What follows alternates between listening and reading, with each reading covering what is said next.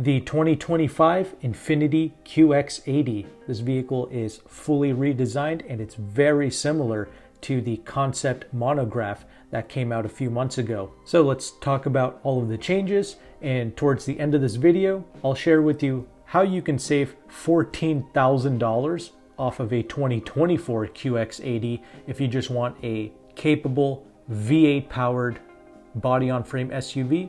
There is going to be substantial savings with the outgoing QX80. So stay tuned till the end, but for now, let's get into this new model. Okay, I am a huge fan of the front end. I love the daytime running lights. I like the front grille. All of this looks extremely elegant, and you have this bottom curtain for airflow purposes. The side is great, and I think the blacked out pillars is a really elegant touch. It just flows with the rest of the glass. But I have to say that rear end, I'm a bit disappointed by that, especially the taillights. They could have perhaps just done a clean one-bar design, but I understand why they wanted to separate out the LEDs. It's because the front daytime running lights, that's actually separated, so they wanted to match that in the rear. But I guess the main thing is we have these chunky taillights in the rear. That's the only thing that's throwing off the design of this vehicle, because the front end is so slim and sleek, but we have these huge taillights that take away from the elegance of this SUV. But that's just my thoughts. It's not a big deal. I would like to hear your opinions in the comment section below regarding the looks of this SUV. And of course, we don't have those really cool concept wheels, but that's understandable. Overall though, it's a decent package, but we do have some strong competitors here, right? Like the Lexus LX600, the Cadillac Escalade, and yes, the Lincoln Navigator, another brand that many people tend to forget about, but that Navigator is legit. That's a great product. All three of them are great. Let me know in the comment section, would you choose this over the competition? And I'll get to the drivetrain in a little bit, but first I want to talk about the interior space, because that has also been fully redesigned. I like what they've done for the most part with the design. I think the screens look really elegant. The digital gauge cluster and the infotainment, it's seamlessly connected together. And I like how the infotainment screen, it kind of flows into that Infiniti lettering on the passenger side. I thought that was a cool touch. The steering wheel looks good. Leather slathered everywhere. But one thing I don't like, that almost looks like an afterthought, is that bottom screen. Yes, I understand companies like Audi do this as well, but with the Audis, they look well integrated. Here, it looks like an afterthought. It looks very similar to the Maserati Grecale. They do something similar for the HVAC where they have this separated screen. It looks cheap on that vehicle, and it looks kind of cheap here as well. So I was a bit disappointed by that, because otherwise this interior was looking really great. And we have some excellent touches like open pore ash wood trimming. We have laser etched metal inlays. And when you go up in trim level, you're able to get semi-aniline leather seats. So that's top tier leather quality if you end up moving up. And I do also like the 64 color ambient lights that they have throughout the interior. I think that's really well done. And real quick, we got to talk about the seats. Not only do they look good, but as an option, you are able to get the Klipsch Reference Premier audio system, which features 24 speakers, 1200 watts. You have titanium tweeters and 4 Highline speakers mounted in the roof. And we also have speakers in the headrest. So that is really cool. And all of this looks great as well. And we can talk about the other seats in the vehicle, but let's quickly talk about the technology and the infotainment. So we have the digital gauge cluster and that infotainment screen that I mentioned before. Both of those screens, they're 14.3 inches. It's a good size, and it has a Google built-in operating system with Google Voice Assist as well. And with these screens, you are able to display some of these new camera features. So we have a front wide view camera along with a invisible hood view camera. And this is there to see obstacles that are otherwise difficult to see. So like cars parked around a corner, or hidden curbs, or if you're in a car wash, you know, like those car wash tracks, you're gonna be able to see those a little bit easier with this new camera technology. So that is brilliant. I do love that feature. And there's also another technology known as the biometric cooling system. So this will detect when a second row passenger might be feeling warm. It'll automatically direct cool air towards them. Infiniti is claiming that this tech can get passengers to a comfortable temperature in 50% less time than standard climate control, and all of this happens automatically. I will say the Lexus Concierge climate control system is also really brilliant. It works extremely well, and hopefully this biometric cooling will be as good as what Infiniti claims. Anyway, passenger space and cargo capacity, all very important. Infiniti is saying that the third row seating capacity has increased along with the cargo capacity. That's always great to see because it's nice if you can fit adults in the third row. Obviously, you would have to try these things out for yourself. You know, car companies like, Mazda, for instance, with their CX90, they claim that third row seating space has increased, but in the real world, when you actually sit in it, it felt very cramped. So same thing here. You can't just take the manufacturer's word for it.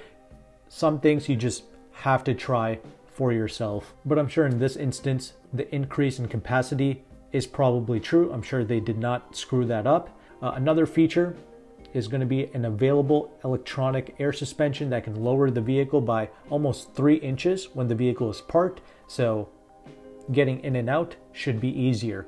And it really looks stanced out when the vehicle is lowered. But other things, we have enhanced sound deadening and insulation, along with high damping acoustic glass. Compared to before, the 2025 QX80 is 4 decibels quieter. That is a big difference and very impressive. Now let's talk about the drivetrain. Gone is the 5.6 liter V8 engine. We now have a 3.5 liter twin turbocharged V6 producing 450 horsepower and 516 pounds-feet of torque, made it to a 9-speed automatic transmission with paddle shifters. This is a 50 horsepower increase and 103 pounds-feet of torque increase over the outgoing 5.6 liter V8. We don't have the official fuel economy numbers, but the V8 models, we're doing 14 city, 20 on the highway. I'm going to estimate this is maybe going to do 2 mpg better, maybe 16 city, 22 highway in the real world. And of course, I'm going to assume you're going to have to use premium fuel with this twin turbo V6. Something else to keep in mind, rear wheel drive is going to be standard. 4-wheel drive is an option, and 4-wheel drive, it's pretty pricey. It adds over $3,000 to the cost of this vehicle. So how much do these vehicles go for? Well, it starts at $82,450 for a base model pure rear wheel drive, but that does not include Destination, which is close to $2,000. So the prices that I'm showing you, add $2,000 for Destination and add $3,100 for all-wheel drive. However, if you go with the Sensory or the Autograph models, 4-wheel drive comes as standard. In this instance, I think the best value proposition in the lineup is going to be a base model pure with 4-wheel drive, or the Sensory model, because the Sensory naturally comes with 4-wheel drive. So yeah, over a 6-figure vehicle if you go with that Sensory. That is no joke. They're really taxing us now with these vehicles. I guess they think they need to price their vehicles really high for them to get some type of brand recognition, because let's be honest, Infiniti doesn't quite have that brand cachet like some of these other competitors, if you will. It is a very capable SUV, it can tow 8,500 pounds, so that's its main advantage over something like a BMW X7 or a Mercedes GLS. Those can also tow a decent amount, but this is obviously more. The only other SUV that outdoes the Infiniti QX80 in terms of towing is going to be the Lincoln Navigator, or the Ford Expedition, if you will. Depending on the trim, it's around 9,100 pounds. Anyway, that's everything you need to know for the 2025 QX80. Let me know your thoughts. Do you like the vehicle? Would you pay 6 figures for this Infiniti product? I would like to hear from you, and as I promised before, here's how you can save $14,000 off of a 2024 Infiniti QX80 Premium Select 4-wheel drive. I have partnered with AutoCompanion, one of the largest brokers in the United States. He offers Infiniti deals with his partnered Infiniti dealerships, and on a $84,000 MSRP vehicle, he is offering 12% off MSRP, so that's about $10,000 off of MSRP. If you lease this vehicle, you get an additional $4,000 in lease cash. So total $14,000 off of MSRP on the 5.6 liter V8 version of the QX80. And the interest rate on the lease, it's not terrible. It's 4.8%. You could probably save on the interest by doing things like a one-pay lease or even multiple security deposits, but that's going to be on you. Anyway, assuming you have perfect credit and you're putting no money down on the lease, the payment is about $900 a month, a little bit under that. That's really not bad considering what you are getting. That's easily undercutting the competition. The QX80 is going to be one of the cheapest body-on-frame SUVs that you can get. Obviously, you can go down to the Ford Expedition, Chevrolet Tahoe, and you can save on the MSRP at least.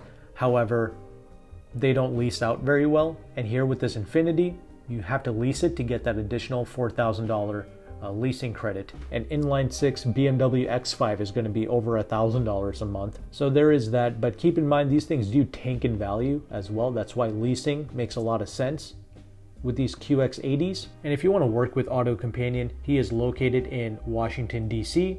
So you're either going to have to ship the vehicle to your destination, and that's something that you have to pay for, or you can pick up the vehicle at DC. He does charge a broker fee. However, if you sign up with my affiliate link, you will be able to save some money off of that broker fee, and that affiliate link will be located in the description box below. So hopefully you appreciate this information and these insights.